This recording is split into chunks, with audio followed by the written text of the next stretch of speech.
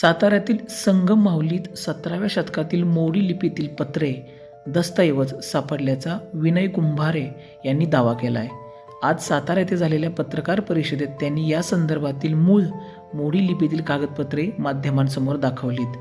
त्या कागदपत्रांचा म्हणजे पत्रांचा संबंध थेट 17व्या शतकातील महाराणी ताराबाई, छत्रपती शाहू महाराज, नानासाहेब पेशवे, सवाई माधवराव पेशवे, दुसरा बाजीराव तसेच परशुराम त्र्यंबक पंत प्रतिनिधी यांच्याशी कसा येतो या संदर्भात त्यांनी आपला दावा माध्यमांसमोर केला आहे. संगम माहुली, मी सध्या नोकरीनिमित्त अहमदाबादला असतो.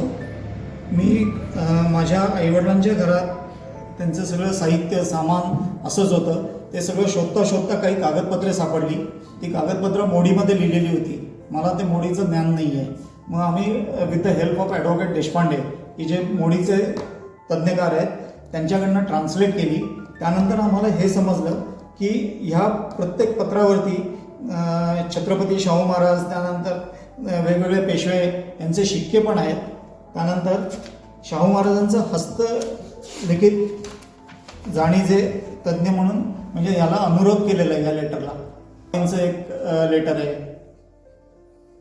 सगळ्या गोष्टी ह्या आहेत. आणि हे प्रकाशात आणायचं म्हणजे एक तर कुंभारे घराण्याचं म्हणजे कुंभारांना किती मान होता ही पहिली गोष्ट. दुसरं, काही ठिकाणी बाजीराव पेशव्यांचा उल्लेख आहे. बाजीराव पेशव्यांनी लिहिलेलं आहे कुंभारांना, व्यंकटेशाचार्य बाळाचार्य कुंभारे यांना, की आम्ही तुमचे सेवक आहोत. पेशवे कोणाला सेवक म्हणतात हे फार क्वचित असं घडतं. तर अशा प्रकारे हा कुंभारे फॅमिलीचा इतिहास आहे. अनेक पत्रांपैकी एक पत्र आहे ज्याच्यावर राजमुद्रा आहेत, पेशव्यांच्या मुद्रा आहेत. त्यानंतर शेवटी तुम्ही बघितलं तर हे अक्षर आहे, हे श्री थोरले शाहू महाराजांचं आहे.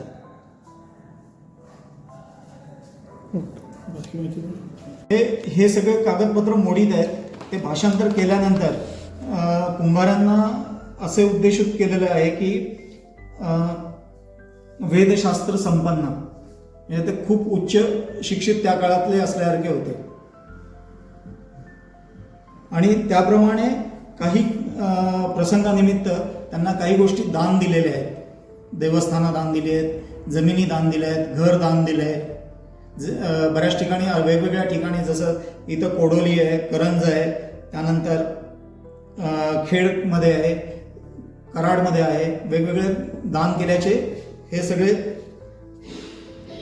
पत्रक आहे. नेमकं कुणी दान केले हे सगळ्यांनी केलेलं आहे. म्हणजे ह्याच्यात ताराराणींनी पण आहे, त्यानंतर शाहू महाराजांनी पण आहे, त्यानंतर पेशव्यांनी पण आहे. हे सगळं कुंभारांना दान केलेलं आहे. प्रत्येक ह्याच्यात कुंभारांचं कुठे ना कुठेतरी नाव आहेच आहे. हे इनामी दिलेलं आहे. इनामी जमिनी इनामी दिल्या आहेत. परत तुम्ही त्याच्यावर हक्क पत्रकार म्हणजे बघा, हक्क दाखवणं नाही दाखवणं हा कायद्याचा गोष्ट आहे. आज मला माहीत नाही मी त्यातनं हक्क दाखवून मला काय मिळणार आहे. जर मी ह्याची रेकॉर्ड्स पुण्याला जाऊन बाहेर काढणार आहे, त्यानंतर काय गोष्टी समोर येतात त्या ह्याच्यावरती पुढची कोर्स ऑफ ॲक्शन डिसाईड होईल. सर्वसाधारण पत्रांचा कालावधी किंवा ते सालाचा उल्लेख केला तर हे 1750 पासूनच्या ते 1850च्या आसपासचे आहेत. साधारण किती जमिनी जात ह्या रेकॉर्ड्स प्रमाणे 7-8 जमिनी आहेत. पण अजून काही मला पर्सनल पत्र सापडली आहेत जे बाळासाहेब व्यंकटेशाचार्य बाळाचार्य कुंभारे यांनी लिहिले. लिम गोव्याला काही लोकांना त्यांनी पत्र लिहिले की तुम्ही शेतसारा दिलेला नाही आहे. त्यानंतर जतमध्ये कुठेतरी लिहिलं आहे की तुम्ही याचं हे भरलेलं नाही आहे. पण काय आहे काय नाही आहे मला आज काही माहीत नाही आहे. आणि तोपर्यंत मला कागदपत्र निघत नाही आहेत तोपर्यंत मी काही सांगू शकत नाही. आज काय होणार आहे याचं मला काही माहीत नाही आहे किंवा काय परिस्थिती आहे तिथं, आणि ती नेमकं कुठं आहे. वास्तू म्हणजे राहतं घर, याची जी वास्तू होती ते माहुलीत घर आहे. फक्त आम्ही आमचा भाग आमच्या नातेवाईकांना दिलेला आहे. बाकी आमचे ह्याच्यातले 2 भाग होते, अजून 2 ते अजून तसेच पडलेले आहेत. वास्तू पडीक अवस्थेत आहे. वास्तूच्या बाजूला एक रथ उभा होता. तो रथ लोकांनी लाकडं काढून काढून तो पळवून नेला. व्यंकटेशाचं मंदिर आणि घाट ते दोन्ही अजून अस्तित्वात आहे. व्यंकटेशाची जवळजवळ 1750 पासूनची ती मूर्ती आहे. बरं, असं ते पडक्यावर कुठल्या तुमच्या वाड्यामध्ये सापडलं का नेमकं? नाही, हे सगळं सापडलं. माझी आजी ती साताऱ्यात राहायची, कोलटकर आळीला. तर तिच्याकडे एक ट्रंक होती. तिला त्या कागदांचं काही महत्त्व माहीत नव्हतं, हा. कारण ती अशिक्षित होती. बरोबर. तर माझे आजोबा 1942 साली गेल्यानंतर हा. कोणालाच काही त्यातलं माहीत नव्हतं, ना वडिलांना माहिती होतं, ना माझे वडील मोडी जाणकार होते. बरोबर. तर त्यामुळे हे सगळे कागदपत्र तिनं गाठोड्यात सांभाळून ठेवलेली होती, बांधून ठेवलेली. म्हणजे ते कुठं कोलटकर इथल्या कोलटकरवाळीला. तिथून ती गेल्यानंतर आम्ही काळेश्वरी सोसायटी म्हणजे खेड जे आहे चाहूरमध्ये तिथं राहतो, तर त्या घरात आलेली होती.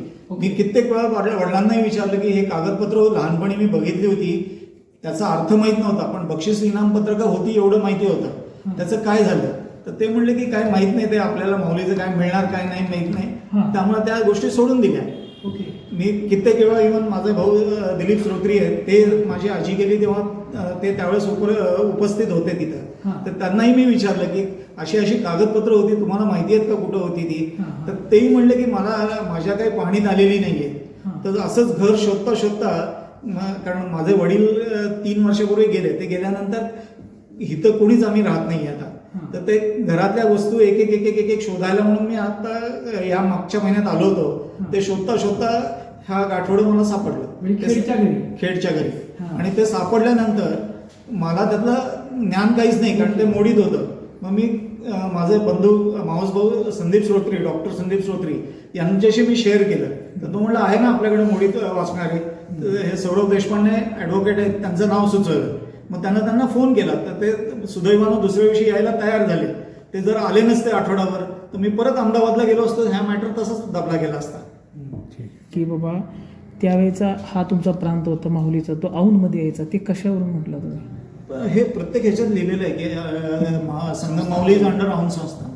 आज सुद्धा तिथं मोठा पडत. ऍक्च्युली माऊलीचं नाव काहीतरी पूर्वी परशुरामपुरम का असं काहीतरी होतं. औंध संस्थानचे स्टॅम्प पेपर्स आहेत आहे ना, आज सुद्धा तिथं त्या मंदिराची तिथं आहोत तुम्ही, ते सर्व अधिकाऱ्यांनी स्टॅम्प पेन्शन पेपर औंधचे पंतप्रतिनिधी बघतात असं नाही. औंध असं लिहायचं.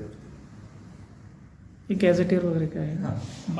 स्टॅम्प पेपर आहे. स्टॅम्प. Stamp paper Aundh संस्थानचा.